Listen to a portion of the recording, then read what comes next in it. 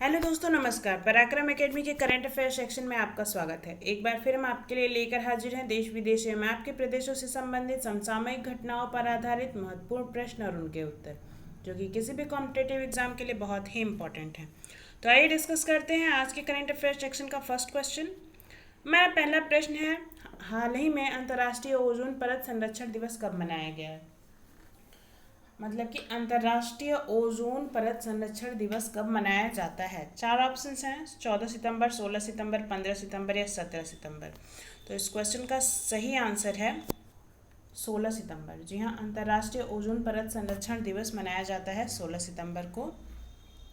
और ऐसा ओजोन परत को संरक्षित करने के लिए, जागरूक करने के लिए 16 सितंबर को ओजोन परत संरक्षण दिवस मनाया जाता है। आइए बढ़ते हैं अगले प्रश्न की तरफ। हमारा नेक्स्ट क्वेश्चन है, हाल ही में भारत और किस देश के बीच रक्षा प्रतिनिधि मंडल की बैठक वर्चुअली आयोजित की गई? हाल ही में भारत और किस देश के बीच रक्षा प्रतिनिधि मंडल की बैठक वर्चुअली आयोजित की गई? चार ऑप्शंस हैं, जापान, रूस, अमेरिका, भारत।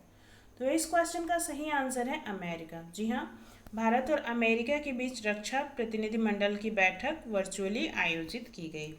आइए बढ़ते हैं अगले प्रश्न की तरफ। हमारा नेक्स्ट क्वेश्चन है, हाल ही में मोहम्मद अली जिन्ना पर आधारित पुस्तक Jinnah his success failure and role in history किसने लिखी है?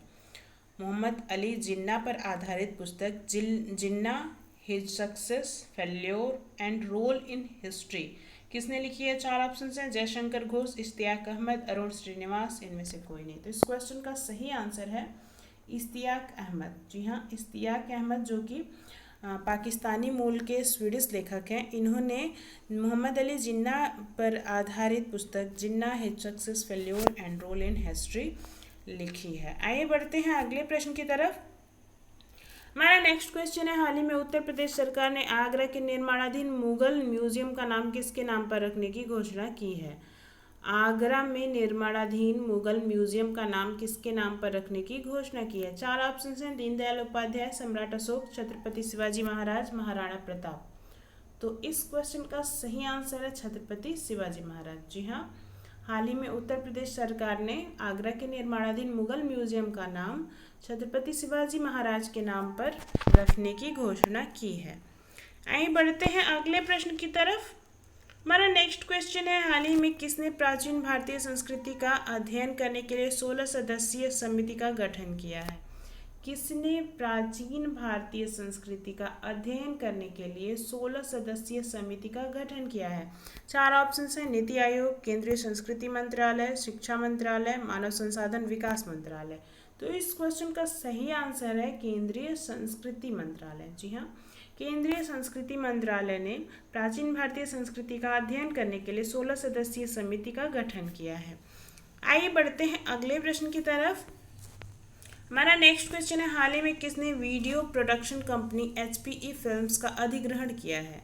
किसने video production company HPE films का अधिग्रहण किया है? चार ऑप्शन हैं, अमेजन, फेसबुक, शेयरचैट, फ्लिपकार्ट। तो इस क्वेश्चन का सही आंसर है शेयरचैट। जी हाँ, हाल ही में शेयरचैट ने video production company HPE films का अधिग्रहण कर लिया है।